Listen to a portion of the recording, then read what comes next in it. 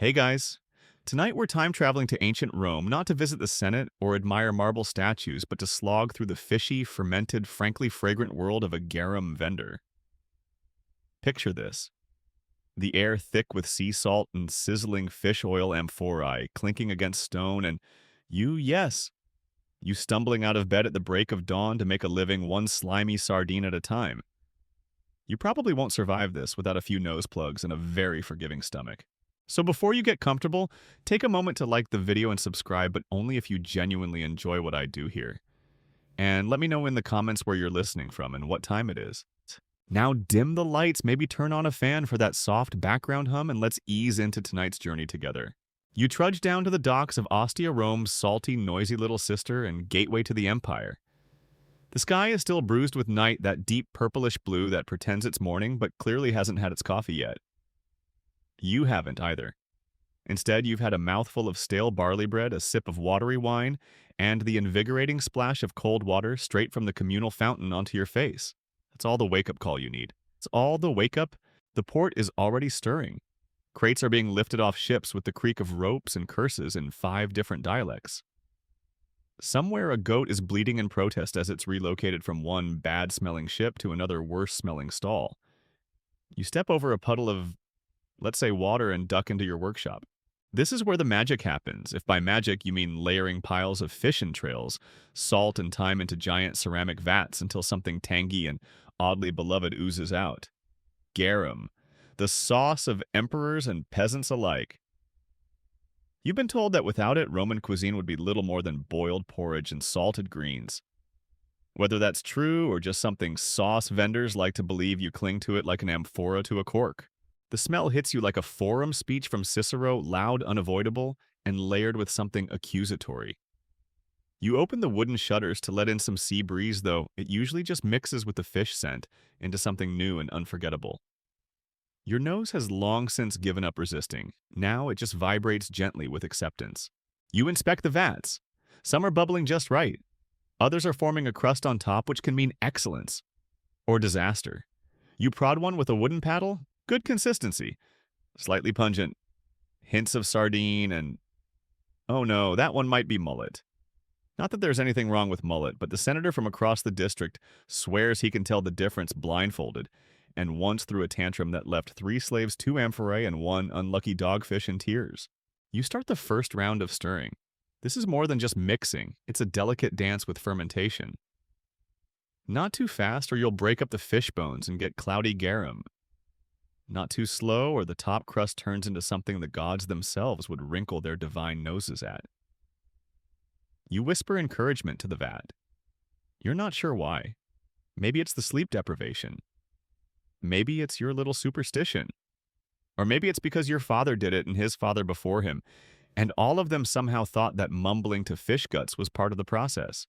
A rat skitters across the corner of the workshop, pauses, and makes the wise choice to keep going.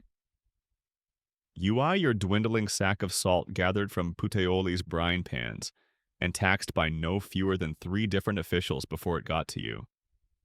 You'll need more soon. Salt is the lifeblood of your trade. Without enough of it, your sauce turns to rot instead of relish. Outside, the sound of shouting grows louder. A ship has docked, and it's one of the big ones crammed with amphorae from Hispania. The sailors are tired, hungry, and already arguing about whether the onboard garum batch is still good or if the crossing cooked it. You make a mental note to swing by later, see if any jars accidentally fall off the ship and need a new home. You remember your early days. You were the vat boy, then knee-deep in fish mush and dreams of running your own stall. The master at the time was a cruel man with a nose like a hawk and breath like expired oysters. But he knew garum. He could sniff a vat and tell you which port the fish had come from. He'd yell things like, "That's not mackerel from Boudica, that's some river trash from the Po," and then dump a week's work onto the floor with dramatic flair. You swore you'd never become him. You haven't. You're kinder, slightly cleaner, and your breath smells more like dried thyme than death.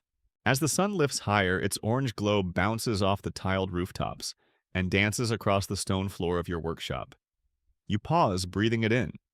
For a second, just a second, the smell of decay gives way to something warm. Fresh, almost pleasant. Then a gust of wind stirs the vats and you're right back in fishland. Still, you love it. In your own stubborn, slightly smelly way, you love this life. You're feeding Rome every street vendor, every housewife, every senator pretending he doesn't drench his roast peacock in your cheapest blend.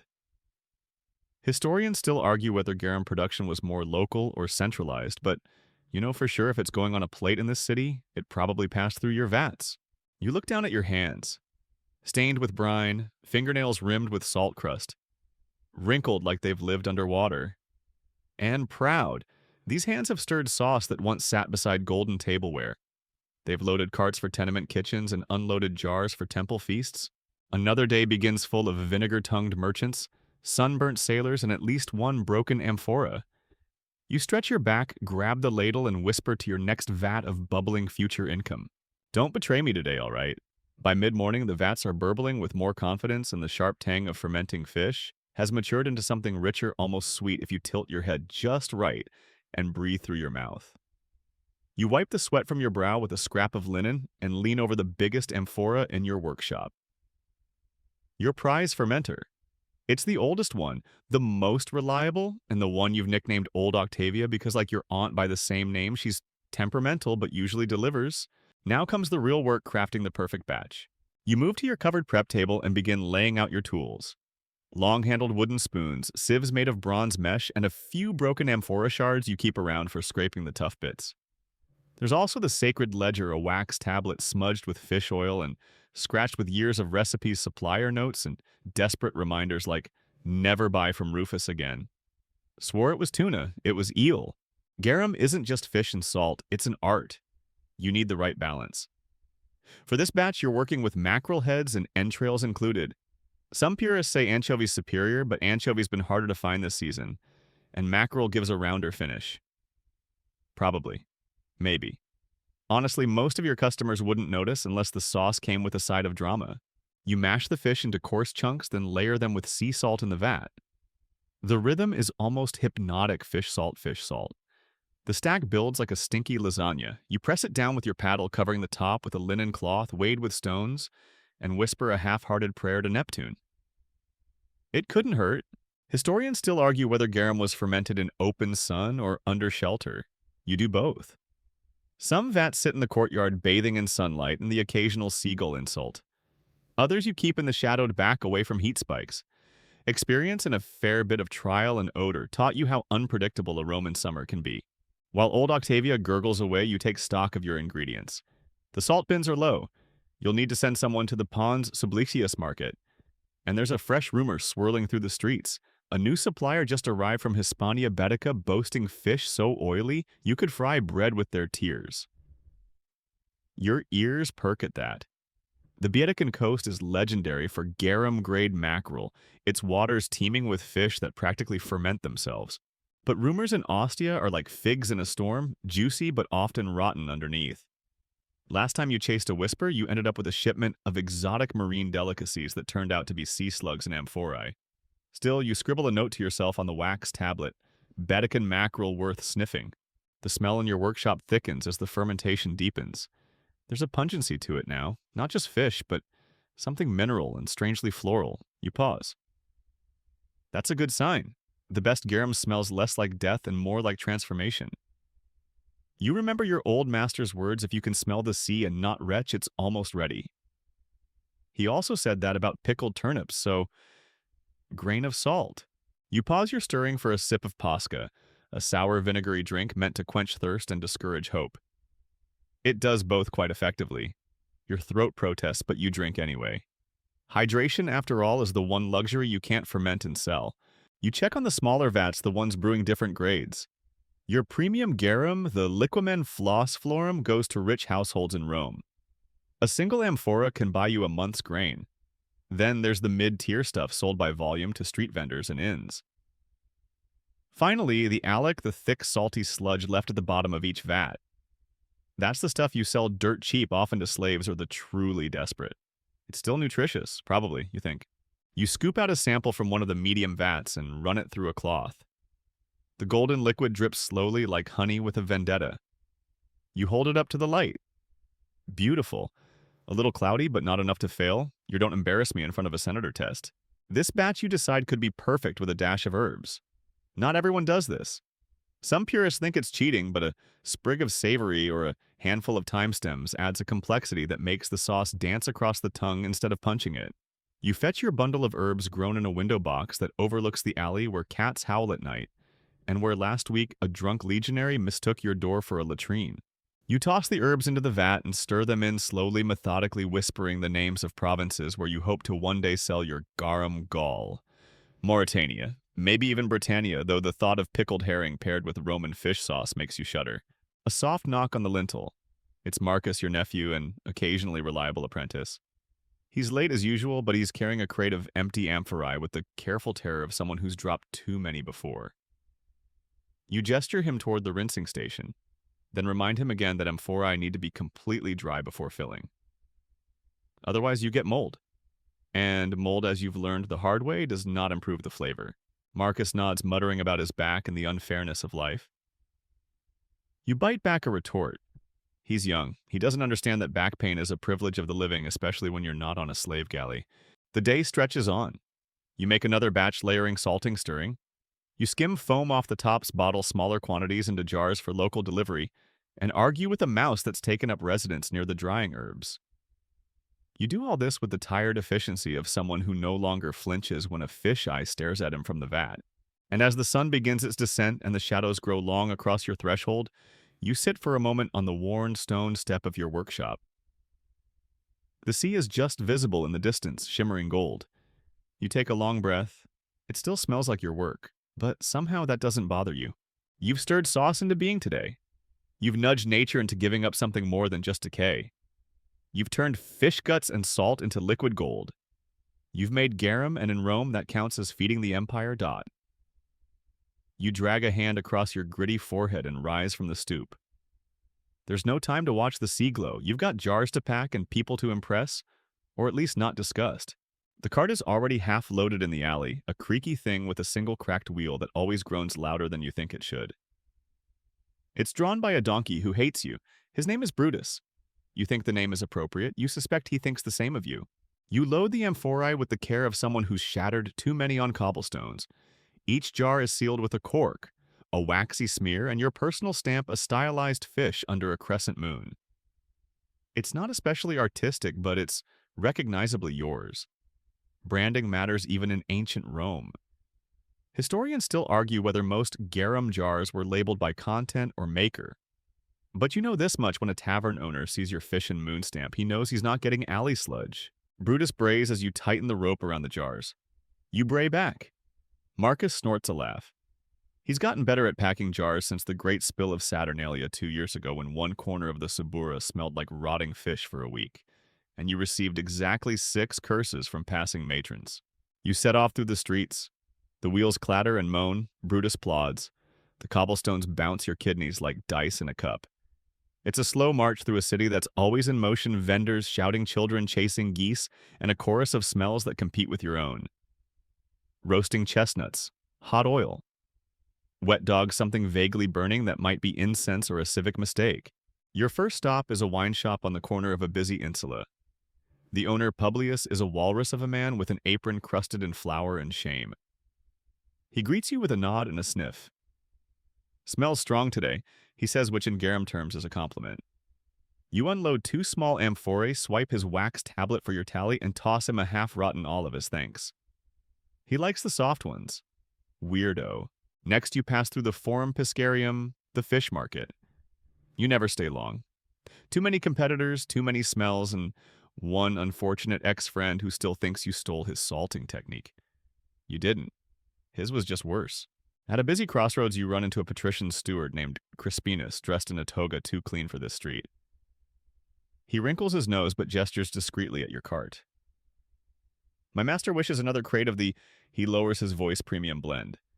The one with the mackerel, not that anchovy slop. You assure him the best is always for his master. You mentally note that said master still hasn't paid for the last batch. But you smile and nod because when a patrician delays payment, it's business. When you do it, it's fraud. Back in the cart, you jolt forward again. Brutus steps in something unspeakable and seems genuinely smug about it. You don't ask questions anymore. You pass an alley where a group of children chant a song about fish guts and make exaggerated gagging noises as you go by. You tip an imaginary cap. You know that chant. It's older than some provinces. A fringe tidbit you once heard from a sailor the soldiers at Hadrian's Wall adapted it into a marching song. Nothing brings men together like mockery of fermented condiments. Soon you reach a bustling tavern called Felix Porcus the Lucky Pig. The owner is Livia, a woman with arms like amphorae and a laugh like a brick falling into soup. She waves you in. You brought the strong bat, she asks. The gamblers love it. Cuts through the wine haze. You deliver the amphora with a grin. Only the best for the lucky pig. She slaps your back hard enough to shift a rib and hands you a cup of diluted wine in thanks. It's terrible, but it's free. You drink it anyway. It tastes like sour grapes and regret, but hey, hydration. Business today is good. A few new orders, some cash in hand, and only one near collision with a speeding chariot. You even manage to avoid that awful alley where old Lepidus begs with his one remaining jar of Alex sludge. You gave him a loan once. You're still waiting. You head back through the Vicus Tuscus, a street full of textile merchants and sandal peddlers. Their stalls overflow with tunics, perfumes, and gods help you counterfeit garum. You know the signs. The amphorae are too clean. The smell is suspiciously faint. You want to shout, that's just salted oil. You frauds, but you don't. You keep walking. You're not in the mood for a riot. Marcus trails behind, grumbling about his feet. You tell him to imagine he's walking on clouds. Clouds that smell like fish and tax debt, he says. You make a note to promote him to sarcasm supervisor. Back at the workshop, you unload the cart. Brutus immediately poops, which you choose to interpret as a benediction. You wipe the sweat from your neck and lean against the cool stone wall. Another morning of selling stinky gold to a city that can't get enough. You check your tally. Not bad. Still short on what you owe the salt merchant, but you've got enough to pay the laborer who hauls your barrels and maybe buy your wife that new comb she's been hinting at with the subtlety of a gladiator on payday. You sit down at your work table, scratch today's numbers into the wax tablet, and start counting jars. You think of your competitors. Some are friendly. Some would sell your secrets for a spoonful of fig paste. You've made it this far not by being the best, but by being consistent, reliable, and slightly more paranoid than average. The sun is slipping down now, casting the street in amber and smoke. The air grows thicker, heavier. The fishy tang clings to your tunic, your skin, your soul. You don't even notice anymore. Tomorrow you'll do it all again. More jars, more deals, more negotiations with people who think fish sauce appears out of thin air and pleasant dreams. But for now, you let yourself enjoy the quiet. You earned it. You stare down at a single amphora, the seal freshly pressed, the wax still warm. It's ugly. It's perfect. Rome runs on garum, and Rome runs at least a little because of you. You arrive home just as the last light is slipping behind the rooftops, washing the sky in shades of orange and soot. The alley leading to your apartment smells of wet bread and stale oil, but you've known worse. After all, your own home smells like garum, and not in the poetic, sun-drenched Mediterranean way. More in the forgot to rinse the fish bucket kind of way. You push open the wooden door and are immediately greeted by a familiar chorus, the clatter of clay bowls, your wife muttering at a pot that refuses to boil, and your youngest child running across the floor in what might be a tunic or a repurposed flour sack. You're not sure. It's hard to tell under the fish scales. Close the door, your wife calls from the kitchen. You're letting the smell out. You smirk. We wouldn't want that. She appears in the doorway, hands on hips, hair tied back with a rag that used to be one of your best linen scraps. Did you bring the salt? You pause. Did I mention how beautiful you look today? Did you bring the salt? I was going to, you say, taking a strategic step backwards, but I thought maybe we'd try a day without salt. See what happens. Adventure. Growth. She sighs, deeply. So dinner is turnip mash and empty promises. You love her. You do. But she runs the household the way a centurion runs a legion's sharp eyes, sharper tongue, and an uncanny ability to make small things feel enormous, like a missing sack of salt. Or that time you forgot your wedding anniversary, and she accidentally dropped your favorite jug of Falernian wine. Dinner is indeed turnip mash, with a crust of barley loaf and some forage greens she insists are not weeds. You sit on the low stool scratching at the fish glue in your beard while your kids argue about who gets the bigger crust. You hand yours off to the younger one. What's his name again? Marcus, no. That's the nephew. This one's Titus. Right. Probably. Family life for a garum vendor is simple in the way that being repeatedly tapped on the forehead with a wooden spoon is simple. You never stop. There's always something: a neighbor's dog getting into the fish bins, your son trying to sell spoiled Alec to unsuspecting tourists, or your cousin asking to borrow a shipment of salt and returning with a broken cart and a black eye. The apartment is modest, tucked in the upper floor of an insula with walls thin enough to hear your neighbor's cat cough up hairballs. There's one main room, a cooking space that functions mostly as a steam trap, and a sleeping area separated by a faded curtain. You built the shelves yourself. They lean. The floor creaks like it's trying to confess something. Still, it's home. You glance at the corner where your wife keeps her own little enterprise clay lamps made and sold in the marketplace. She's better at it than you are with garum, if you're being honest. Her lamps are neat, useful, and don't reek. She makes a steady income, and sometimes you suspect she supports the family more than you do. She eyes you across the table. If you forget the salt again, I'm selling one of your vats to the tanner. Which one, you ask? Old Octavia. Her eyebrow twitches. The first one, I see. You eat your greens in silence. Later, when the kids are sleeping, one snoring the other, kicking the wall in his dreams, you and your wife sit by the window. The night air filters in, not quite fresh, but at least different. You both know the work doesn't end. She's trimming lamp wicks. You're calculating how much more amphorae clay you'll need before the next shipment. There's a rumor, you say, low and cautious. She hums without looking up. Hispanian mackerel from Betica. Very oily, very rich. She finally glances up, and I might invest, just a small batch. Experimental. She sets her lamp down gently. Is this like the Egyptian cumin blend all over again? That was different. That smelled like death, she says. It smelled like death. You sigh. I'm not a fool. You're an optimist, which is worse. She returns to her trimming. You return to your worries. You think of the storage closet downstairs where the walls sweat in summer and the amphorae sometimes grow little white fur coats if you're not careful. You think of Brutus, who kicked a senator's footman last week and somehow got praised for it. You think of the woman at the Lucky Pig, who asked if your garum was still as good as the first batch. It's a life. Maybe not glamorous, but yours. You drift off on your stool, waking only when your wife nudges you toward the sleeping mat. The two of you curl up under the rough wool blanket, her feet cold as ice, your back a map of aches. But you're warm. The stink of your trade clings to everything: your hands, your tunic, the blanket. But she doesn't pull away. In the stillness, you remember a fringe tidbit your uncle once told you. Roman women used garum as perfume. Not yours, surely, but some version of it, perhaps thinned with rose oil or masked with lavender. It sounded absurd then. It sounds absurd now, but you smile in the dark. You fall asleep to the lullaby of distant carts, a hiccuping drunk in the street below, and the faint, fishy scent of your hard-won future. The next morning, you're greeted by two things: Brutus braying like he's seen a ghost, and the realization that your taxes are due. You groan. Not the taxes, anything but the taxes. You shuffle to the work table and sift through your wax tablets, fingers sticky with dried resin. Somewhere in this chaos is a note scribbled in panic last week, reminding you exactly how many sesterces you owe to whom. Rome does not run on trust. Rome runs on ledgers, bribes, and sheer administrative spite. You find the tablet. Your name is etched at the top in your own rushed handwriting, and below it, a list that reads like a ransom demand. Local guild dues, harbor tolls, vendor taxes, import duties, unofficial fees, and of course the gift for the grain inspector who's always squinting just a bit too hard at your scales. You knew this was coming. The only thing more predictable than fermentation is Roman bureaucracy. But that doesn't make it less painful. Your wife appears in the doorway, arms crossed, lamp soot on her cheek. Did you remember the bribe for the clerk this time? You nod. Small amphora, medium blend, still respectable. She nods, and you know you've passed the test for now. You wrap the amphora carefully in cloth and strap it to your back. Marcus is late again, so it looks like you'll be handling official duties yourself. Not that you mind. There's something almost meditative about weaving through the city with a jug of semi-bribery strapped to your spine. Ostia's streets are buzzing.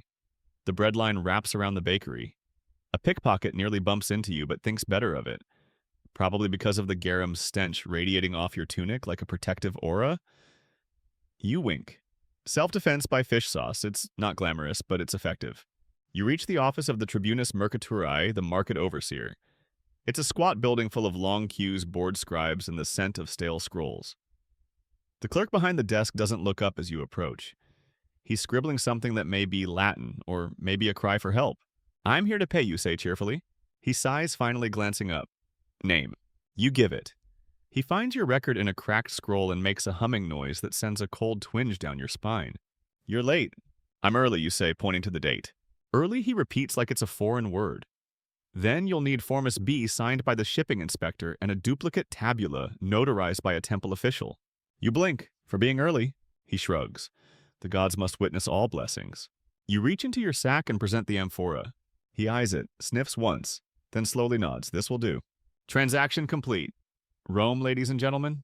On the way out, you bump into a man in a finely hemmed toga. He's talking to another merchant, loudly lamenting how his garum supplier watered down the last batch. It tasted like briny soup, he sneers, not a hint of proper funk. You want to say something. You really do, but you keep walking. Arguing in the tax office is a good way to earn a week's worth of fines and a suspicious house inspection. Instead, you make a detour. There's someone you need to see. At the edge of the forum lies a quiet temple dedicated to Mercury, god of commerce messengers, and making the best of a bad deal. It's not your usual haunt, you're more of a quick prayer to Neptune while stirring kind of man. But today you feel the need for some divine insurance. You light a little cone of incense. It smells better than anything in your workshop, probably better than anything in your entire house. You whisper, keep the jars from breaking, keep the inspectors away, and maybe throw some misfortune at that smug guy from the harbor with the gilded sandals. You know the one. Historians still argue whether vendors like you truly believed in these offerings, or if it was more social ritual than spiritual practice. Honestly, it's a bit of both. You don't think Mercury cares about your fish sauce, but it doesn't hurt to hedge your bets. Leaving the temple, you pass a boy selling papyrus flyers for a senator's re-election campaign. The senator's face is printed in smudged ink, but his name rings a bell. You once sold his steward a vat of garum after a party gone wrong.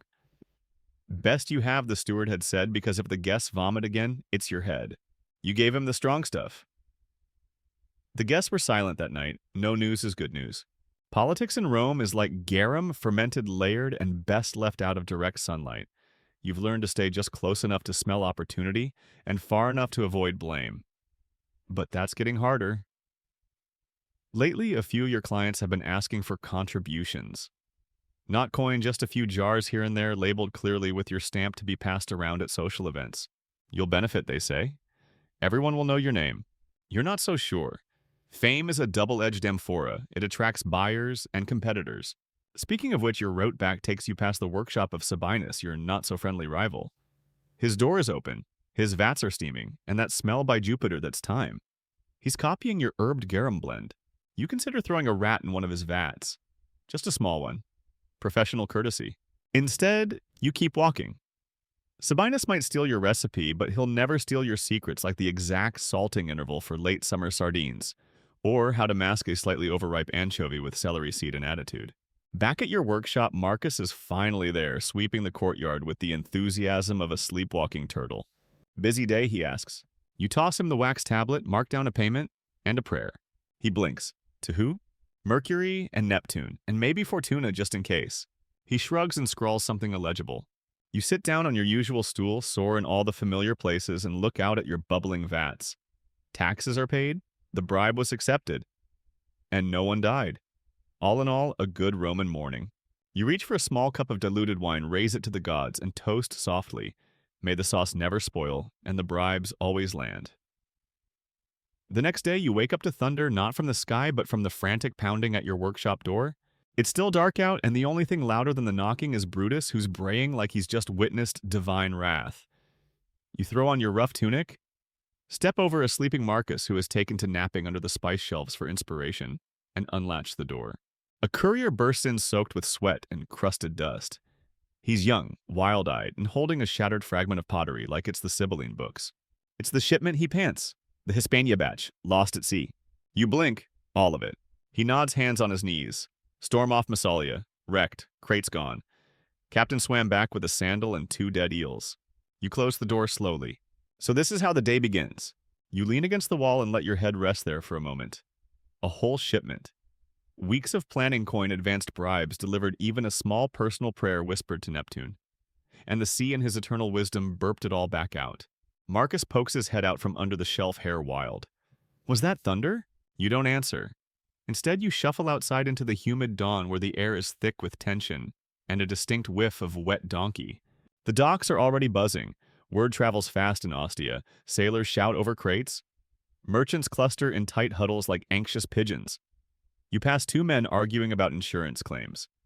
One insists Neptune should be held responsible. The other is trying to quote maritime law. Neither looks optimistic.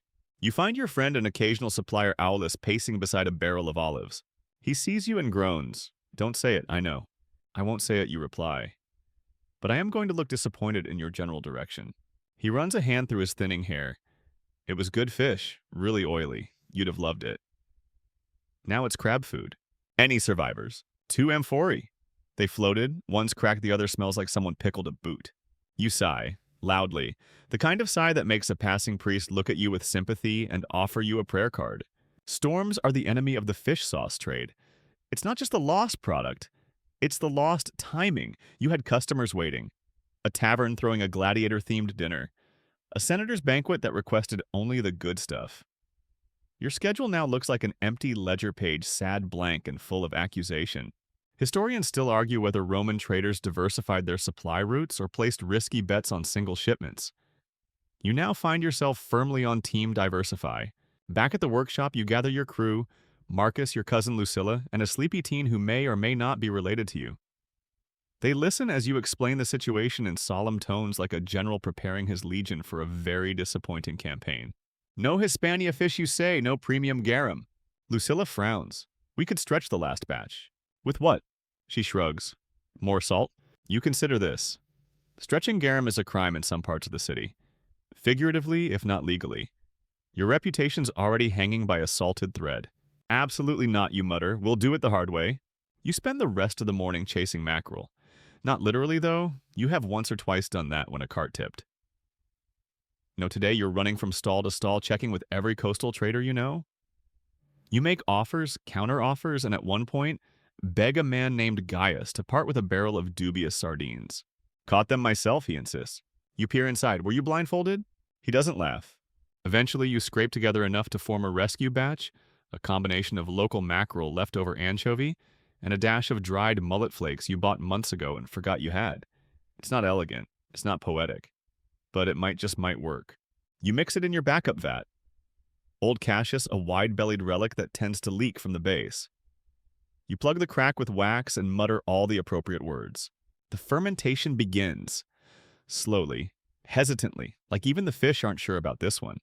While you wait, you patch together messages to your clients. You don't lie well, not exactly. You use words like delayed adjusted formula and local specialty. You don't mention the smell, which is currently halfway between briny treasure and funeral for an octopus. Marcus pops his head in. Should I start ladling samples for the Sabura Inn?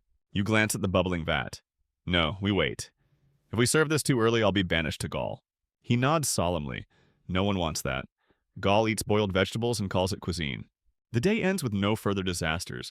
No fires, no taxmen, no surprise inspections. You chalk it up as a win. That night, your wife finds you sitting on the stoop staring at a piece of salt in your hand. Is that symbolic, she asks. Very, you reply. She sits beside you, resting her head on your shoulder. The shipment?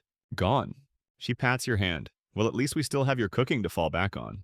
You look at her. That's a joke, right? Terrifyingly so. You both sit in silence watching the stars emerge. The Mediterranean winds are quiet now, the gods satisfied or simply distracted. You remember a fringe tidbit told to you by a Liburnian trader some sailors kept tiny clay fish idols aboard their ships painted blue to ward off storms. You never thought much of it. Maybe it's time to consider one. In the end, you sleep better than expected. Disaster came. You survived. You stirred something from nothing. Again, the sea may take your cargo, but it won't take your hustle, Dot.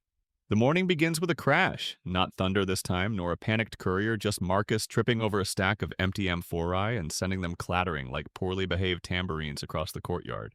You look up from your stirring paddle with narrowed eyes. He pops his head up, hair sticking out like wild celery. They were too symmetrical, he mutters. You breathe deeply. You will not throw a ladle, not today. Because today you've got bigger problems than broken clay. You crouch by the remnants of your amphorae stack. One of them thankfully already cracked bears your stamp, the fish and crescent moon, etched into the clay with care sealed with pitch and wax. It was part of the last batch of premium garum meant to go to a very self-important bread baron in the Aventine district. You sigh. Branding is delicate. In the garum world, your reputation doesn't just ride on taste, it's etched in clay, pressed into wax, whispered about in back alleys and bathhouses. The Fish and Moon tells buyers this won't kill you. Probably. It tells senators they can drizzle it over oysters. It tells street cooks they can brag about using artisanally fermented product. That's worth more than the sauce itself. But lately you've noticed a troubling trend. Amphorae bearing your mark showing up in places you've never delivered to shady dives, alley carts, even a traveling poet who swore he bought your garum from a guy named Pliny's cousin. You don't have a cousin named Pliny, you checked. So, sometime after lunch, which consists of vinegary lentils and a crust that may have once been bread, you decide to investigate. You set out for the Subura, the bustling, chaotic heart of Rome's appetite. If Ostia is the pantry, Subura is the fry pan. Crowded, noisy, and always 3 accidents away from burning down. You weave between stalls hawking spiced nuts, dates boiled meats, and a suspiciously twitchy octopus. The smells all crash together in a bouquet best described as regretful stew. You stop outside a smoky tavern with a crudely painted sign, the Saucy Fig. You've heard rumors. Inside, it's dark and loud. You wave away a cloud of incense, or maybe just particularly aggressive steam, and approach the counter. The owner, Flavia, is wiping her hands on a towel that once aspired to cleanliness. I heard you serve the good stuff, you say. She eyes you. You a critic? I'm the vendor. She squints, then laughs. Didn't know you'd be so fragrant in person. You roll with it. May I see the jar? She disappears under the counter and emerges with an amphora. Your amphora, or at least one wearing your brand. You twist the wax seal off. It peels too easily. The mark looks right, but something about the clay feels off. And the smell. Wrong. It's salty, it's fishy, but it lacks depth. Complexity. It's like someone soaked sardines in bathwater and called it artisanal. You raise your eyebrows. Where did you get this? Guy named Marcellus. Said he got it wholesale from you. Marcellus. The name thuds in your brain like a dropped brick. He's not even a sauce vendor. He used to hawk olive oil until he tried mixing it with wine and accidentally invented something toxic. You thank Flavia and leave the tavern with the amphora tucked under your arm like a sickly child. Back at the workshop, you inspect it more closely. The stamp is an imitation clever, but not quite right. The crescent moon is crooked. The fish's eye is missing. It's like a nightmare version of your work forged by someone who once saw your brand reflected in a puddle.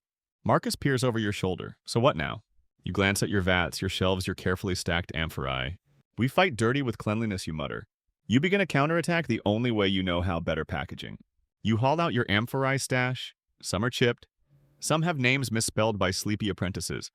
All will need resealing with a new stamp, deeper, crisper, unmistakably yours. You decide to add a flourish, a second mark near the base, a tiny trident.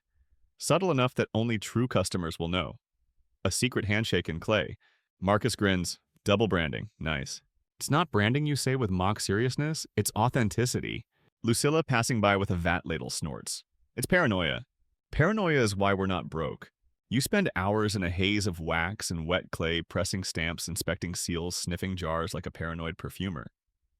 You deliver a new batch to 3 clients personally to making sure they know the signs of a fake. One laughs, one frowns, one tries to sniff your ear by mistake. Long story, that evening, while your wife's preparing lamp wicks and the kids are yelling about who stole whose fig, you find a moment to write a note to the guild. Just a short request for an official complaint against Marcellus. Nothing dramatic, just enough to light a small fire under his olive oil-soaked behind. You also compose a satirical limerick about imitation garum for the wall of the public latrine. It's crude, it's funny. It might be your best work. Historians still argue whether Roman brand forgeries were common or isolated. But you know one thing, where there's fish sauce, there's fraud. As you collapse into your stool with a bowl of warm chickpeas and an aching back, your wife sits beside you and sniffs. Wax again, she asks. You nod. Did you fight any counterfeiters? You smile faintly, only philosophically. She leans her head against your shoulder. We'll make sure your philosophy sells by the morning. You gaze into the flickering oil lamp. One bad seal can ruin a year, but today you caught it in time. Tomorrow you'll start stamping again. And maybe slip a little message into each amphora. This one's real. I made it myself. Please don't ruin it with boiled lettuce. By midday, you're sweating through your second tunic and standing in the atrium of a domus that smells like peacock feathers and exaggerated taste. You've made it, sort of. This is the home of Decimus Fulvius, known among the elite circles as a man who throws parties the way generals throw invasions, loud, overblown, and likely to leave someone vomiting in a potted plant. He doesn't know your name, but he knows your garum, or at least he thinks he does. He's requested 6 amphorae of your most fermented, most complex blend for a feast so garish it will feature roasted dormice wearing poppy seed coats. Naturally, you've brought the mid-tier batch. Not to deceive, but to protect. The premium blend is too bold for half these rich palates, and the last time you sent your strongest sauce to a senator's dinner, it ended up on the floor, along with 2 guests and a Lydian lute player, so you're doing them a favor, really. You present the sealed amphorae to Fulvius' steward, who looks like he hasn't slept since Tiberius was a boy. He sniffs one, winces theatrically, and says, "Perfect." You suppress a smirk. As you're led out, you catch a glimpse of the preparations in the courtyard garlands, glazed platters, a pig being stuffed with songbirds. Rome has never met a boundary it didn't overcook. You don't get far before someone grabs your arm. "Hey, you there, fish sauce man." It's a voice you recognize. Loud, nasal, slightly slurred with entitlement. Tertius Minor poet and major gossip. You once caught him trying to rhyme garum with harum scarum. He's waving you over like you're his long-lost drinking amphora. "You must come see this," he cries, dragging you toward the peristyle. "They're serving dormice with honeyed pepper garum reduction." You blink. That's not a thing. It is now, and sure enough, on a low marble table lies a platter of roasted rodents, glistening with something vaguely golden and sticky. A slave ladles sauce onto the pile while guests murmur their approval. One woman gasps, "Oh, it's so piquant." You edge closer and take a sniff. You know your garum. This isn't yours. This is something else, overspiced, under-fermented, probably diluted with boiled wine. You say nothing. Just raise an eyebrow as Tertius shovels a dormouse into his mouth with an enthusiasm usually reserved for public executions. "I must write an ode to this," he says, already composing the first couplet aloud. "O garum, golden ichor of," he pauses, mouthful, "hm bit tangy." You walk away, slowly. Back in the streets, your sandals squelch in something you hope was just overripe grape pulp, and you begin to stew. Not about the sauce, you've made your peace with culinary betrayal. But it's the principle. Someone's passing off inferior sauce and calling it garum. Worse, calling it yours. You detour to the forum where street vendors shout over each other like it's a competition, which it probably is. You find Faustus, a spice merchant with a nose like an anteater and gossip that drips faster than his pepper. "Ah, Fish King," he greets you. "Come to stock up?" "Who's selling flavored garum now?" you ask, leaning in. His eyes sparkle. "Everyone." You wince. He continues. "Rufina's mixing it with cumin. Publius has a cinnamon blend. I even heard of someone adding honey." You nod. "That one's mine." He laughs. "You trendsetter now." You shrug. "Was an accident. Turned out all right." The thing is, you have played with flavor. A dash of lovage, a hint of fennel. But you've always been careful. Your base stays true. The flavor comes after. These other charlatans, they drown weak garum in perfume and call it innovation. Historians still argue whether Romans preferred garum pure or spiced, but you know the truth, they liked whatever impressed their guests. And that right there is the secret. You march back to your workshop and pull out your samples. You spend the afternoon mixing trial batches, carefully combining your strongest garum with just enough flavor to intrigue but not overwhelm. You're aiming for subtlety, a concept lost on most of your competition. You dip a crust of bread in one chew. Think, not bad. Try again. This time with crushed coriander seed. Better. A third version with lemon zest from a spoiled shipment you'd forgotten about. Surprisingly bright. Marcus wanders in mid-taste. We adding dessert now. Spice blends, you say? Careful. That one bites. He tries it anyway. Sputters. That's invigorating. You keep going until the sun starts to dip. Eventually, you land on 3 blends you like. Coriander and salted bay. Earthy sharp. Excellent on grilled meats. Fennel and honey vinegar. Sweet tangy. Slightly insane. Might work in stews. Black pepper and thyme bold. Aggressive. Absolutely perfect for show-offs. You bottle small samples in miniature amphorae and press your new dual seal into the wax. Then you draft a note. Dear discerning tastes, a selection for those who dare. Hand-blended, no fraud, no filler. May your palate live dangerously. You sign it, fold it, and tie it around the neck of each jar with twine that smells faintly of oregano. Your wife peeks, an eyebrow arched. Poisoning anyone today? No, innovating. She leans against the doorframe. Make sure it's edible. Always encouraging. By nightfall, you've delivered 3 of the trial jars to your boldest clients. One of them drinks wine from a goblet shaped like a seahorse. The second once served parrot tongue pie. The third is just plain nuts. All perfect candidates. You return home exhausted, your tunic soaked, your mind buzzing with spice ratios. You sit with your wife under the half-broken awning, listening to the rain start to patter. Hi, you remember you say softly when we used to eat chickpeas and imagine we were rich. We still eat chickpeas, she replies. But now we get to pretend we invented fusion cuisine. You chuckle. Maybe fame won't come through senators or poets. Maybe it'll come through flavor. Just as long as no one ever asks for cinnamon mullet pudding. Again, the stench hits you before you open the door. It's not your usual smell, that reliable bouquet of brine, decay, and faint hope. No, this is something richer, denser. Like a fish died, came back, and died again for good measure. You hesitate with your hand on the doorframe, squinting as though that might lessen the olfactory assault. Then you hear Marcus gag inside. You step in. Your workshop is steaming like a soup gone rogue. All 6 vats are bubbling, but old Octavia is foaming over. Her thick brine spills across the floor in lazy globs, dragging flecks of herb and half-melted sardine entrails toward the drain you keep forgetting to fix. Lucilla is already up on a stool, waving a ladle like a sword. She's turning on us, she cries. You race to the vat and peer in. Yep, she's angry. The fermentation's gone wild, too much heat from yesterday's sun. Too much time left uncovered, maybe a heavy-handed scoop of time from that one distracted moment. It's not spoiled yet, but it's a hair's breadth from going from piquant to court case. You grab your longest stirring paddle and dive in, murmuring calming nonsense as you swirl the froth back into the mix. Your eyes water. Your hair starts to curl. You think you feel your eyebrows sweating. Marcus, holding his nose with one hand, offers a jar of vinegar. You glance at it. Why, for courage? You take it anyway. The smell lessens slightly. You press a layer of fresh linen across the top of the vat and weigh it down with your favorite amphora lid, the one from that successful Capuan batch that didn't explode. You pat it like a temperamental mule. Rest, you whisper. You've done enough. The others disperse. You open the rear shutters to coax in a breeze which smells of wet plaster and disappointment. But at least it's cooler. The thing is this is success. Garum making doesn't smell better when you're doing well. It just smells more.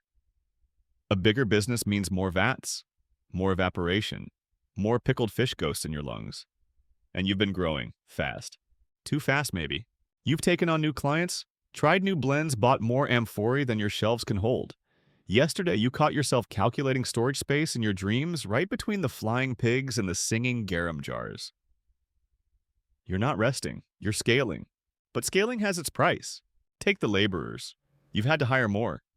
A boy with strong arms and no nose for detail. A woman who insists on stirring counterclockwise only. And then there's Marcus still here, still surviving by pure momentum and sarcasm. I liked it better when it was just us, he mutters as he labels a jar with crooked handwriting. You glance at him. You said you hated scooping fish paste. I still hate scooping fish paste, but I hate change more. You understand. The more you grow, the more you feel yourself slipping into the managerial ooze, less stirring, more scheduling. Less brine, more bureaucracy. The afternoon brings your first apprentice meltdown of the week. A shipment of clay amphorae arrives, 20 jars fresh from the kiln, stacked like drunken soldiers in the courtyard.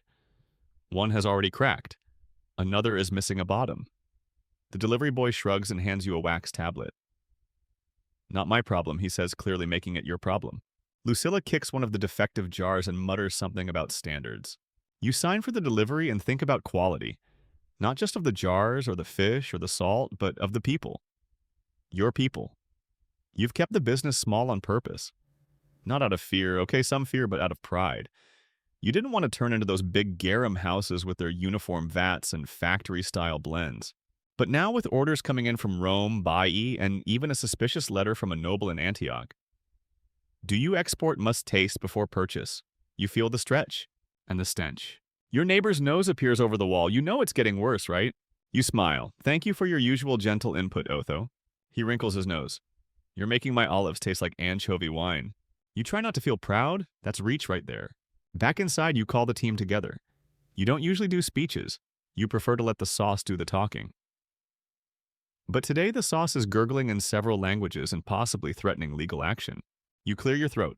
We're growing, you say. Marcus nods solemnly, like mold. We're going to need more space, you continue. Maybe rent that side room from the butcher. And better clay, and a new salt route. Lucilla squints, and more help. You wince. Yes, carefully chosen help. You pause. No more cousins. Everyone agrees immediately. You feel the weight of it now, not just the vats or the debt or the crushed sardines, but the momentum. You're no longer just surviving, you're expanding. Rome is developing a taste for your stuff. Even that senator who once accused you of fermenting pigeon byproducts now places standing orders. Historians still argue whether garum producers ran shops like family guilds or full-blown enterprises. You suspect both. You're somewhere in the middle, a glorified family firm with expansion anxiety. That evening, you visit the courtyard one last time. The vats are calm again. Old Octavia's surface gleams golden in the fading light. The foam dissolved, the worst of the stink simmered into potential.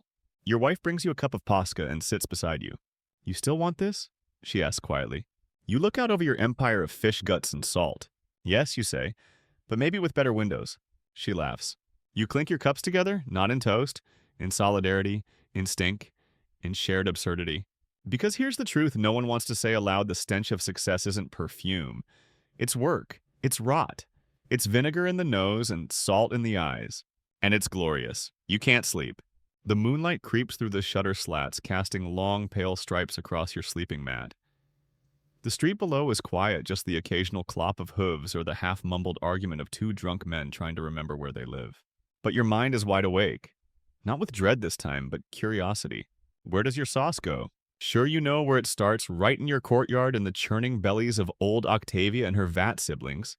You know where it goes immediately: to the taverns and shops around Ostia, to senators' kitchens, to market stalls where loud women with louder voices slap the sides of amphorae like they're buying melons. But after that, when it leaves your hands and hops on a cart bound for Rome or beyond, what happens then? The next morning, you decide to find out. You assign Marcus to vat duty, he groans. Leave Lucilla to handle customers. She threatens a price hike in your absence, and you head to the port. The docks are already a mess of ship ropes, shouting sailors, and crates that smell like everything from honey to horses. You wander toward the merchant quarter where the larger shipments are bound for export.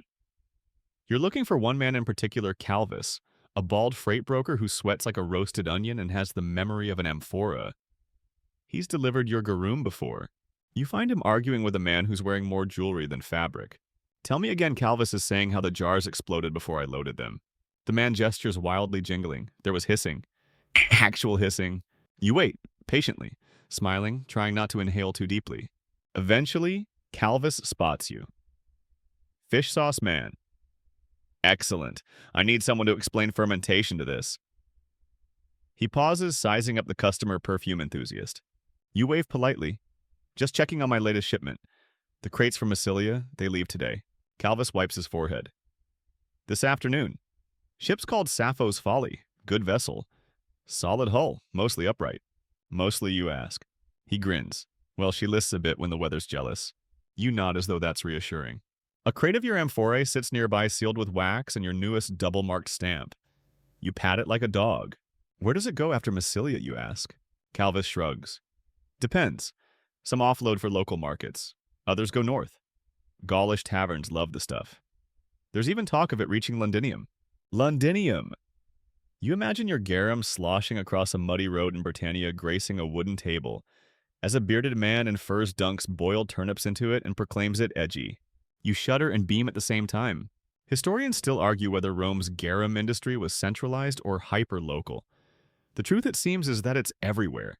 Sloshing across roads, bobbing over waves, served in clay cups to people who've never seen the Mediterranean, but now crave its brine. You climb aboard Sappho's Folly for a quick inspection. The deck creaks like an arthritic uncle, but it's sturdy. The captain, a woman with a crooked jaw and a tattoo of Neptune winking, grins as you step on. You the sauce man, she asks. You nod. Good stuff. Used it on lentils once. My cabin mate cried.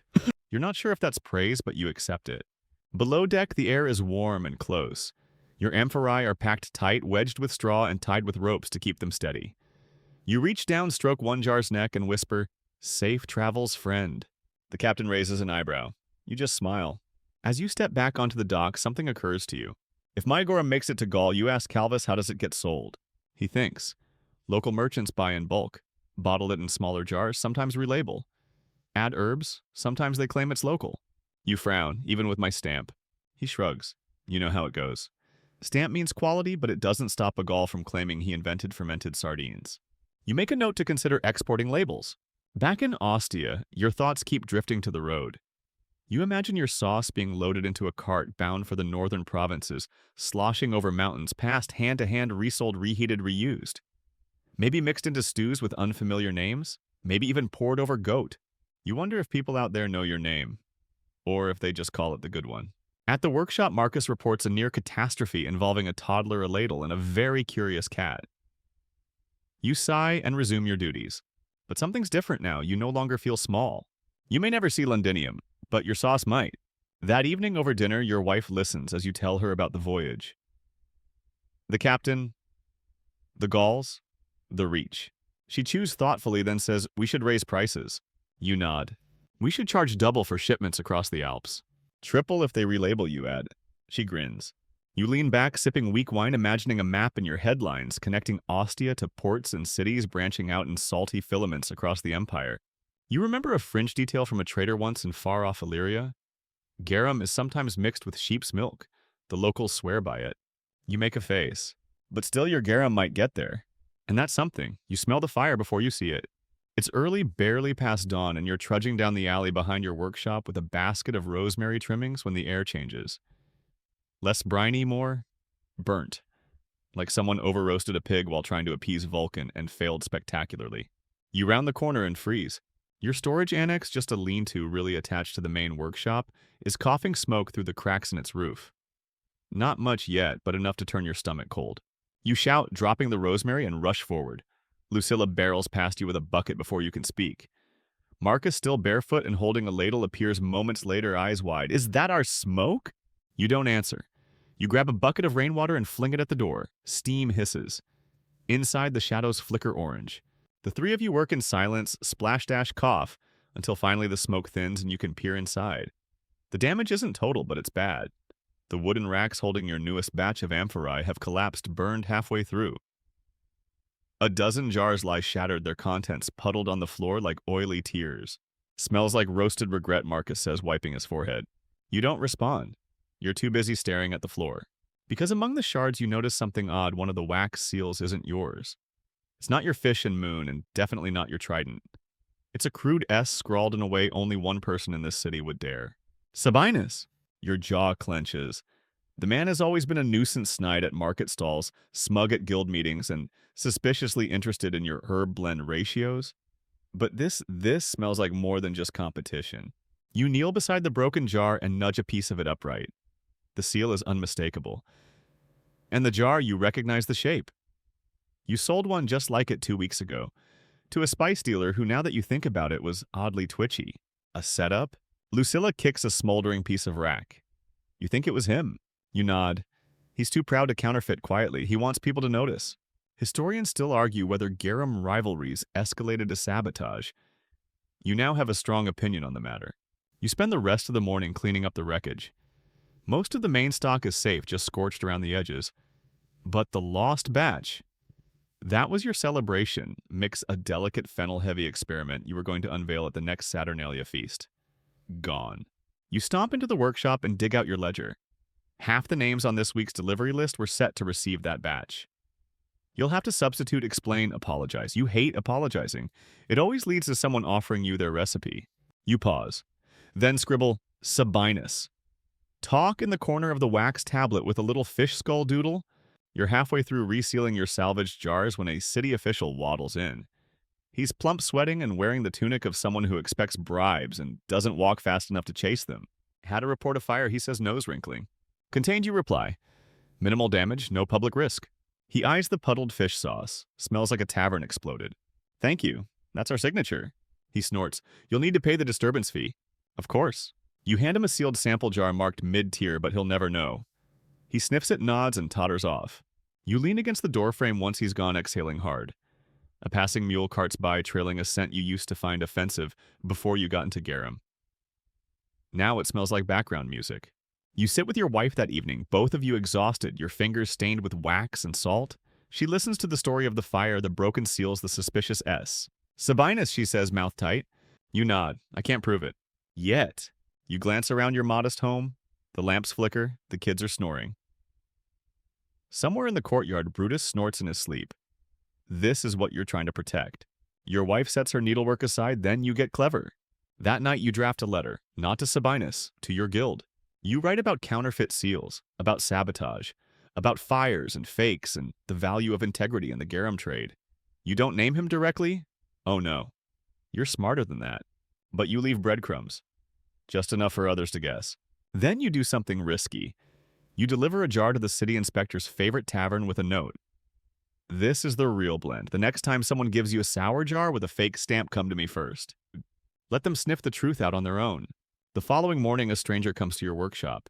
Says he tasted your herbed black at the Seven Spoons Tavern. Says it knocked him sideways.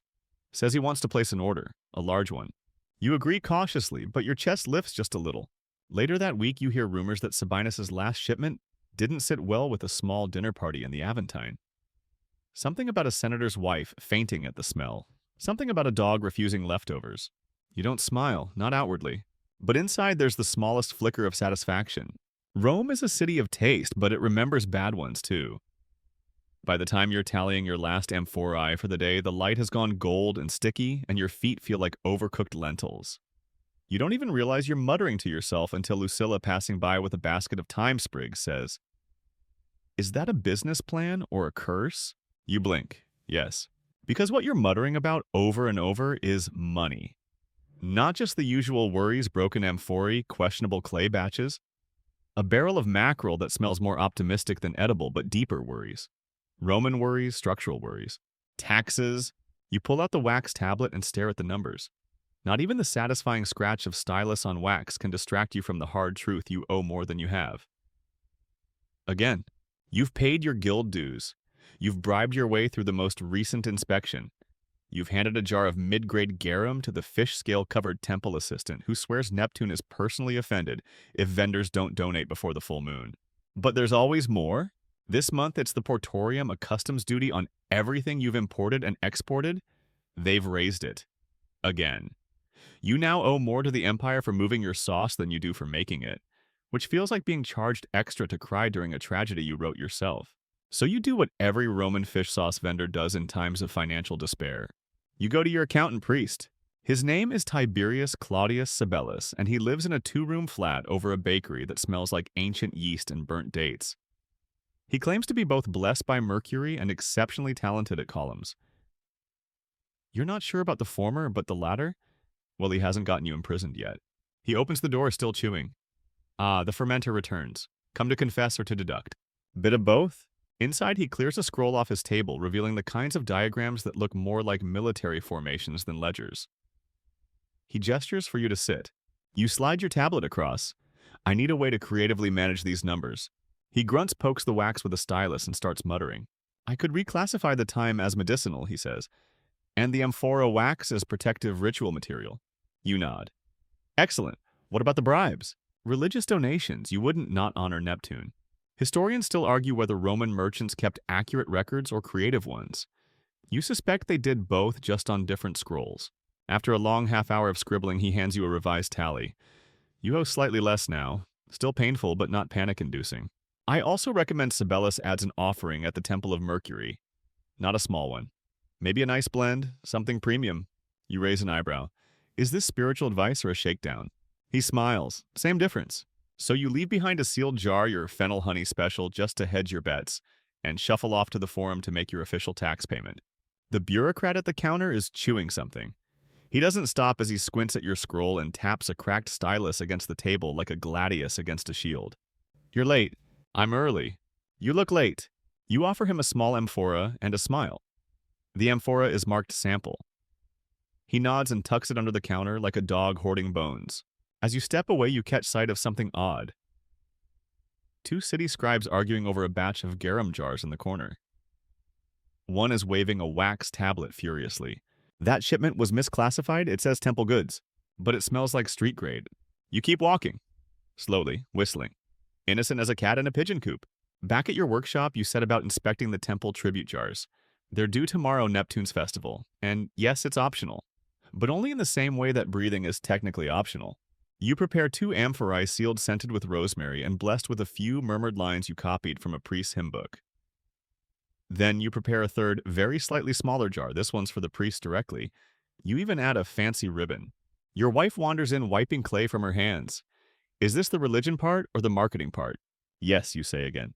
You load the jars into the cart and rattle off toward the temple district. Along the way, you pass another official holding a scroll and frowning at walls. Inspections, he mutters. You make a note to patch the crack in your front wall that currently functions as a bird entrance, an occasional customer complaint channel. The Temple of Neptune stands proud and blue-trimmed its columns, etched with fish scales and water lilies. Inside, a priest in a damp robe accepts your jars with all the gravity of a man handling a dying emperor. These shall be placed in the ceremonial amphora niche, he intones. You're not sure what that means, but you nod respectfully and back away. Then you hand him the third jar, for your personal blessing, of course. His expression doesn't change, but his hands move very quickly. You return to your cart satisfied that the gods of bureaucracy and sea salt commerce have been adequately placated. You pass a public notice board. A new edict is posted, fresh wax still glistening. It reads, vendors distributing sacred or misbranded goods shall pay tribute directly or forfeit product. Vague enough to apply to everyone, specific enough to terrify. You scratch your chin. Tribute is a fine word, it makes your sauce sound important. When you get back home, the sun is sinking and the sky is a slow-cooked peach. You drop onto the stoop, feet, aching wallet, lighter, soul marginally appeased. Marcus walks past toting a vat stirrer and whistling the tune from a tavern jingle. You ask, do you think Neptune actually cares about garum? He thinks, probably not, but his priest definitely does. You both nod in agreement, and then you laugh. Because this right here is the core of your trade. Fish faith and fiscal gymnastics. You're not just feeding Rome. You're dancing through its rituals, its politics, its paperwork. One jar at a time, a single bad ferment can ruin a month. You wake up with a twitch behind your left eye, the one that always seems to know when something's gone off. And you're already halfway down the stairs before you've registered that the air feels wrong. Not dramatically wrong, just slightly sour, like old wine, or panic. You throw open the back door and the truth hits you full in the nostrils. One of the vats has turned. Not a little bit. Not add more salt and whisper to it bad, but truly turned. Lucilla is already standing beside it, arms crossed, expression somewhere between mourning and murder. I didn't touch it, she says immediately. It did that on its own. You peer into the vat. It's your new blend, anchovy heavy, aged with coriander, or at least it was. Now it smells like defeat and sock water. You take a cautious whiff, gag slightly, and nod. Yep, she's dead. Not just dead, Marcus says, arriving with his usual sleepy drama. Buried, exhumed, and haunting the workshop. You shoo them both away and sit on the vat's edge, staring into the failure. The liquid is cloudy. The brine has separated. The fish solids have congealed into something that looks like it should have a tax bracket. You were going to send this batch to the forum stalls this week, your big play for the lunchtime crowd. A new flavor, a bold splash, something to shout about between bites of stuffed barley rolls. And now you'll be lucky if this doesn't get you banned from the Aventine. You spend the next few hours doing damage control. First you dump the ruined batch. Not all at once, you've learned that lesson. A sudden wave of failed garum down the alley drain results in neighborhood meetings and once an exorcism. So you ladle it into sealed jars marked not for sale and hide them in the back to be quietly disposed of during the next cart run to the pig farms. Next, you revise your sales plans. You scratch names off the delivery list, curse creatively in 3 languages, and rework your week's targets. And then just when you think it can't get worse, a customer shows up. You hear the knock first, soft, polite, dangerous. You open the door to find a slender woman in an elegantly dyed tunic flanked by a servant holding a tablet. She smiles with the kind of smile that promises pain if not respected. Valeria Tullia, she says on behalf of Senator Claudius Galba. You try not to wince. Galba's a known gastronome. He hosts banquets that last 3 days and feature entertainment like imported Macedonian fire dancers and pigs stuffed with songbirds stuffed with olives. You recently sent him a sample of your new blend. This blend. I'm here, Valeria says, to discuss your sauce. You invite her in, offer her wine, which she declines, and wait. She holds up the tablet. The senator found your last jar. Unusual. You nod cautiously. It was a new formulation. A bolder profile.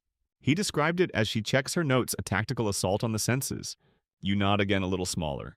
He asked me to deliver this response. She hands you a folded note. You open it. Dear fish merchant, are you at war with my tongue? Kindly refrain from further diplomacy. You look up. He didn't like it. Valeria allows herself the faintest smile. He had strong feelings.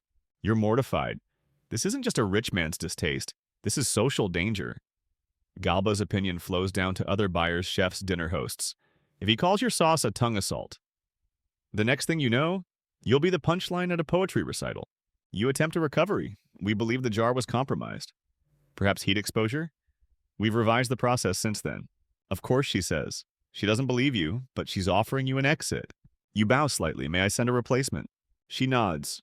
2 jars, one plain, one less experimental. After she leaves, you collapse onto the nearest stool and cover your face. 1 bad jar, that's all it takes. Historians still argue whether garum vendors had brand loyalty. Some claim it was strictly regional. Others insist families followed specific sauce lines like sacred traditions. All you know is that reputation flows faster than the Tiber and stinks worse when it turns. The next few days are nerve-wracking. You prepare a replacement blend carefully, your old, reliable, the one that kept the Lucky Pig Tavern in business during that winter, when meat was scarce and everyone got poetic about lentils. You hand-deliver the jars to Valeria's steward, who accepts them with a nod that might be approval or might be indigestion. Then you wait. In the meantime, you do everything right. You scrub vats, you double-check fermentation times, you even recite your old master's mantra before stirring. Smell deep, stir. Slow, never trust a bubbling foam. You distribute free samples to the city's food stalls carefully labeled with your trident. Brand fresh sprigs of thyme tied with ribbon. You smile more. You offer discounts. You compliment tunics. You say, "How's the family?" and actually wait for the answer. Damage control, Roman style. Finally, a message arrives. A short scroll sealed with Galba's mark. You crack it open, half dreading, half hoping. The new jars were acceptable. The tongue is recovering. Proceed. It's the closest thing to forgiveness you'll ever get. You exhale. Long and slow. You made it. Barely. That night, sitting beside your wife under the dim glow of her newest lamp design shaped like a dolphin, with an expression of deep skepticism, you sigh into your wine. 1 batch nearly ruined me. She sips her drink. Imagine what 2 would do. You toast to accuracy. Then you raise your cup again more solemnly, to not trusting coriander ever again. She laughs. It's a small thing, but in Rome, survival is success. And today you survived. You're elbow deep in amphora wax when the door bursts open and your daughter storms in. "I'm marrying Flavius," she announces, hands on hips, eyes blazing. You pause mid-seal. "Flavius, the tanner?" She nods defiantly. You blink. The one who smells like boiled hide and regret. "He's kind," she snaps, "and hardworking, unlike some people who chase fish for a living." Marcus, sitting nearby tying jar labels, chuckles and mutters, "Oof," right in the entrails. You glare at him, then turn back to your daughter, who is now pacing across the workshop floor like a lawyer building a case. "He listens to me," she says. "He doesn't care that I grew up surrounded by fish guts. He likes my ideas." "Which ideas?" you ask warily. "The ones about franchising." You lower the wax jar. "You've been talking to him about franchising." She crosses her arms. "Yes. He thinks there's a market for garum in the provinces. Says he knows a contact in Sizzlepine Gaul." You pinch the bridge of your nose. "The problem isn't Flavius." "Well, it is Flavius. He once tried to tan onions, convinced it would create a fragrant leather. But the real problem is that your daughter is smart, ambitious, and now she's teamed up with a man whose business sense is just weird enough to be dangerous." "I forbid it, you say." "Too late," she says. "We already applied for a business license." Marcus lets out a low whistle. You stare at her. "How did you even find the application form?" "Priest of Mercury owed me a favor," she replies. This is it. This is how empires fall, not with swords, but with daughters who speak fluent guild law. You look around your workshop, half-sealed jars, bubbling vats, the faint scent of burned thyme from yesterday's lunch disaster, and feel your grip loosen. You thought succession would be simple, that your son would take over, that he'd stir vats with reverence, whisper to fish bones like you did, and honor the sacred stink. But your son wants to be a poet. Worse, a love poet. He spends most of his time scribbling dramatic lines about yearning and moonlight and heartbreak, occasionally pausing to complain that the garum fumes are corrupting his muses. You once found him using your best paddle to prop up a papyrus scroll. You haven't spoken to him since. So now the future of your business seems to rest with your daughter and the world's most fragrant entrepreneur. Historians still argue whether Roman trade professions stayed strictly in the family.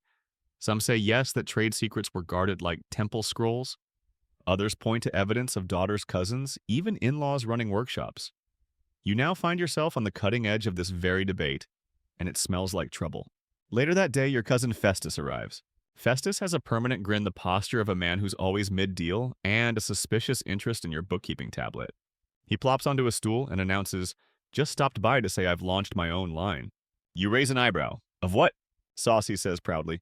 You blink. "Garum." Well, he hedges, not exactly. More of a fish paste reduction infused with date syrup and vinegar. I call it flavum. Marcus looks up. That sounds like a skin rash. Festus ignores him. It's the future, sweet, sour, versatile. Great on lentils. Did you steal my recipe, you ask calmly? He throws up his hands. Of course not. I just watched you make garum for a decade and used everything I saw. You grit your teeth. That's not how not stealing works. Relax, he says, you're the artisan. I'm the innovator. It's different markets. You stare at him. He sips your wine. Later, when he's gone and you've triple-checked your recipe ledger for tampering, you find your daughter reorganizing the workshop shelves, without asking. Efficiency, she says. Most of your labeling is out of date. Customers want clarity. Customers want sauce that doesn't kill them. You reply. She's already drafting new label designs. Sleek, precise, stamped with an eye-catching logo that you're pretty sure is just your fish and moon turned sideways. You sit down beside your wife that evening defeated. Remember when they were toddlers, you ask? Tried to sell pebbles as olives. She smiles. The marketing was excellent. You sigh. I thought this trade would go to someone who loved it. They do love it, she says. Just not your way. That hurts more than expected, but she's not wrong. The next day you gather everyone. Daughter, son, Marcus, even Flavius, who smells like smoked cow and ambition. You lay it out simply. This is my workshop, my garum, my reputation. You don't touch my blend, you don't sell experimental glop, and you definitely don't export without permission. Your daughter nods. Agreed, but I want to develop a new label. Same sauce, different name. For the provinces. You pause. Something like... She glances at Flavius, then back at you, via solace. You wince. It's pretentious. It's aspirational, she counters. Marcus raises a hand. What if I just keep stirring things and no one talks to me? Your son appears, then holding a scroll. I wrote a verse, he says, about garum. Want to hear it? No, everyone says in unison.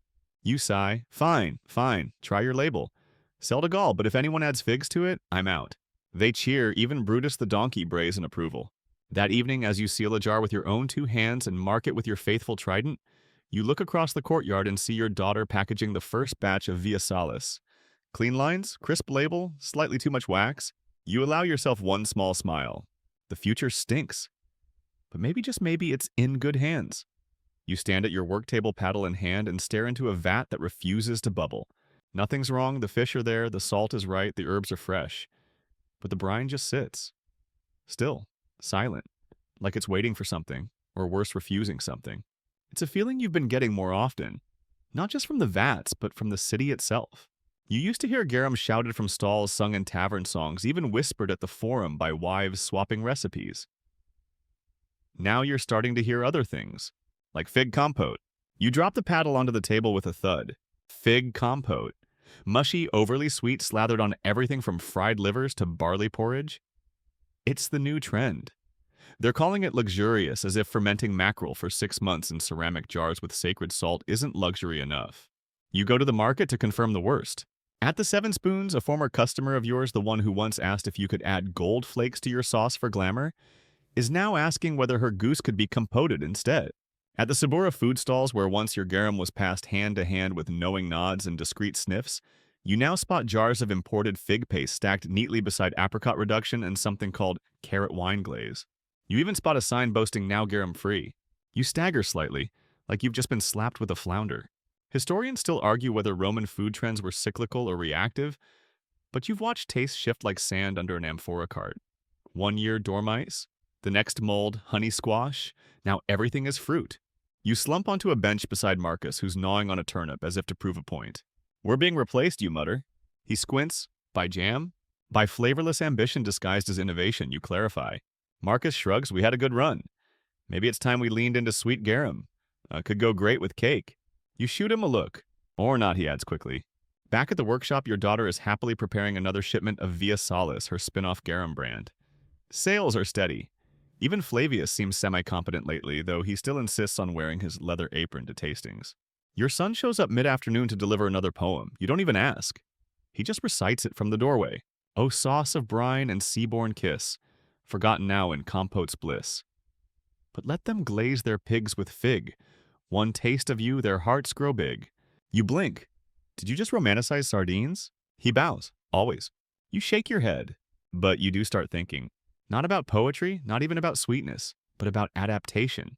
What if the trend isn't garum versus fruit? What if it's balance? You retreat to your testing shelf and pull out the ingredients you once dismissed. Dried figs, pomegranate molasses, honeyed vinegar. You swirl a spoonful of strong liquamen with a smear of date syrup. Just a little. just to see. The result? Not bad, disturbing, but not bad. You adjust proportions. More garum, less sweetness. A punch of cumin, a dash of coriander. You smear it over a chunk of roast turnip and chew. Your eyebrows raise slowly. It's not traditional, but it tells a story. You bottle a few samples and mark them with a new sigil, a wave over a fig leaf. Just an experiment. Something for the trend hunters. The next day, you send jars to 3 trusted clients. 2 refuse to comment. 1 sends back a scroll. Confusing but memorable. Send more. You begin to realize that maybe your battle isn't with fig compote. It's with invisibility. You've gotten used to being part of the background, Rome's condiment, essential but silent. And now, for better or worse, the culinary world wants narratives. Fusion, story, taste with a theme. So you adapt, just a little, just enough. You don't stop making the classics. Old Octavia still burbles faithfully in the corner, but next to her you assign a new vat, Testa Nova, a place to explore, to chase trends, to keep up. Your wife eyes the new batch and raises an eyebrow. Is it supposed to smell like figs and regret? Mostly figs, you reply. At dinner, your family tries the new blend over lentils. Your son calls it a culinary metaphor. Your daughter asks if she can send samples to Alexandria. Flavius mumbles through a mouthful. Could sell this to the honey merchants. And Marcus just shrugs and says better than boiled radish. You go to bed with a strange feeling, not victory, but survival. Garum may no longer be the golden darling of Roman cuisine, but it's still yours. You can bend, you can flex, you can add fig if absolutely necessary. But at the heart of it, you're still the one who knows how to salt, stir, and wait. Trends pass, salt stays. You're standing in your workshop, ankle-deep in straw, staring at the 2 things that might define the rest of your life. One is a contract rolled, sealed official. A franchising agreement from a merchant in Germania who tasted your daughter's Via Salis at a banquet and declared it shockingly pleasant. It promises shared profits, distant headaches, and your name on amphorae in places where people wear fur and think olives are a kind of bean. The other is a letter from your brother-in-law. He lives on Capri, the handwriting is lazy, the wax seal slightly melted, and the message simple. We have sun wine, no fish guts. Come retire. I built you a bench. You look from one to the other. Marcus strolls in eating something that might be a fig or might be a prank. You okay, he asks. You hold up the scrolls. Decision time. He squints. Retire to paradise or conquer cold, fish-deprived lands. Exactly. Marcus chews. Do they have figs in Germania? You lower the scrolls slowly. They have snow. He winces. The idea of franchising terrifies you not because it might fail, but because it might succeed. You've kept your trade close for decades, watched every jar sniffed, every batch stirred, every vat. The thought of someone else slapping your fish and moon stamp on something you've never even tasted makes your stomach curdle. But Capri! Capri smells like lemons and leisure.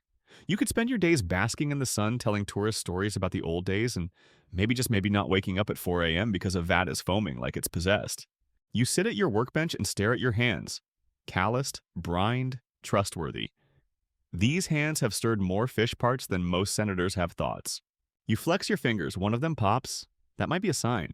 Your daughter walks in balancing a tray of sample jars. We got a request from Hispalis, she says.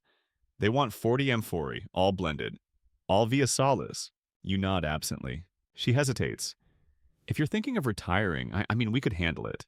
You glance at her. Strong shoulders, sharp mind. No fear of fish. Flavius still around, you ask. In the back, tanning his apron again. You shake your head. Tell him to leave the leather out of the seasoning. She grins. He only did that once. You rise, stretch your back, and walk to the courtyard. Old Octavia sits quietly. Her brine level is low, her lid slightly cracked. She's aged, like you, but still working. You crouch beside her and whisper, you think it's time. No answer, of course, just the faint smell of aged anchovy and rosemary. You start the days stirring anyway. By late afternoon, you've almost convinced yourself to say no to Germania. Too far, too cold, too uncertain. Then a courier arrives. A young man with curly hair, missing sandal, and a sack full of scrolls. Message from Gaul, he announces, they want your new blend. The fig one. You blink. Also, he adds one of your amphorae made it to Britannia. They're asking if it's supposed to smell like that. You sigh. Yes, that means it's working. The idea that your garum, your slightly sweet, boldly brined, fishy madness has reached the ends of the known world, it fills you with a strange kind of pride. It matters. Even if they're dipping boiled boar in it and calling it Roman ambrosia. That night you sit with your wife on the stoop. The air is cool, the stars poking through the purple sky like the gods checking in. Capri, she asks, rubbing her wrists. Maybe. You're not very good at relaxing, she says. I could learn. She chuckles. You couldn't stay still if Neptune himself held your sandals. You don't argue. She glances at the contract beside you. If we go, what happens to all this? You look around. The vats, the amphorae, the tools. The gossip of salt and vinegar lingering in every crack. It goes on, you say, without me. It's strange, that thought. That this messy, smelly, glorious empire you built from scraps and fish heads might survive without your hands on the paddle. You pull out a scrap of wax tablet and scrawl 2 words. Accept, train. You seal the Germania contract, lightly, not too deep, as if leaving a little room for doubt. The next morning you tell your daughter. Her eyes go wide. You're serious. You nod. 1 more shipment, then I'm gone. Gone where? Someplace where garum is optional. She doesn't cry. She just hugs you with briny arms and promises to keep everything bubbling. Marcus, upon hearing the news, offers you his apron, just in case you miss the smell. You decline. You spend the rest of the week packing, not just clothes, but memories. You tuck your original fish and moon stamp into a satchel. You wrap a jar of the first ever batch of Via Salis in old linen. You even carry a tiny amphora charm, a gift from your wife who carved it from leftover clay on a rainy afternoon years ago. On your last day, you walk through the workshop one final time. You pat old Octavia. You breathe in the sharp, sour air. You leave behind a jar marked, "For luck." The cart to the docks is waiting. Brutus, looking suspiciously smug, is already hitched up. You climb in, and as you roll past your neighbors, past the guild hall, past Sabinus's smugly empty stall, you smile. Let them chase fruit glazes and rose-scented stew. Let them try to reinvent umami with boiled cabbage. You stirred something real. Your cart rattles down the hill toward Ostia's docks for the last time. The sun is still low, spreading a thin layer of gold across the rooftops. Shadows stretch from every column and awning like Rome itself is reaching out for you one last time. Brutus ambles without hurry, the wheels thumping in their usual rhythm. Wood on stone like a heartbeat you've grown old alongside. You didn't sleep much. You spent half the night checking and rechecking your satchel. Travel rations, a clean tunic, your stamped signet, the amphora charm, and the little letter your daughter slipped under your cup at breakfast. It just said, "We'll keep it bubbling." Your wife didn't cry. She did, however, pack you an extra jar of dried thyme and mutter something about you not knowing how to season lentils properly without supervision. You accepted the jar, you said thank you. You didn't cry either, mostly. You roll past familiar storefronts, the Seven Spoons Tavern, now boasting locally inspired fig-glazed pigeon on a chalkboard. The spice merchant's stall where Faustus waves and tosses you a bundle of lovage without asking why you're dressed like a man going somewhere. A neighbor lifts a hand. You return the gesture, no words. By the time you reach the docks, the place is already alive with swearing sailors flapping canvas, and amphorae being rolled, lifted, dropped, and occasionally cursed at. You find your spot right near the loading zone for coastal passage. The captain of the vessel squints at your name on the manifest. Fish sauce man. A retiring or expanding? You shrug. A little of both. She grins. Best way to go then. Your crate is already there, one last shipment. 12 amphorae sealed just yesterday, your final batch. Simple blend, honest garum, branded with the old fish and moon stamped tight with the trident mark. Each jar is headed for various corners of the empire, some to Gaul, some to Sardinia, one to some governor's villa in Crete. You give them one last inspection, running your fingers along the smooth, cool clay. Be good, you whisper. Don't explode, don't shame me. The youngest deckhand asks if you're the famous fish man. You almost say no, then you nod. Used to be. You sit on a barrel while they load the last of the cargo. The wind tastes faintly of vinegar and salt. It's familiar, it's comfortable. You think of everything that's happened. Vat fires, sauce, thefts, feasts, fig revolutions, daughter Tanner alliances, and you feel an odd mixture of pride and exhaustion. You fed a city, in your own odd, fragrant way. You remember a fringe fact an old priest once told you? Some people believed garum had healing properties. That it could cure ulcers, clear skin, make a man feel young again. You chuckle softly. If that's true, you should be immortal. The last jar is secured. The captain nods to you. You rise, stretch your back, hear it crack in 4 distinct places, and gather your satchel. You walk down the dock, slowly, one final time. You pass the harbor gate. You pass the inspection checkpoint where the clerk once tried to confiscate a whole crate because it looked suspiciously pickled. You pass the salt dealer who always shorted you by a pinch and pretended not to hear your complaints. And then you stop. You look back, at the city, at the rooftops, at the alley where Marcus once slipped and dumped a whole jar onto his own sandals, at the workshop, You can't see it from here, but you know exactly how it smells. You take a deep breath, and then you walk on. Not because you're leaving something behind, but because what you built is strong enough to stand without you, and now your journey slows. You feel it in your shoulders and your breath.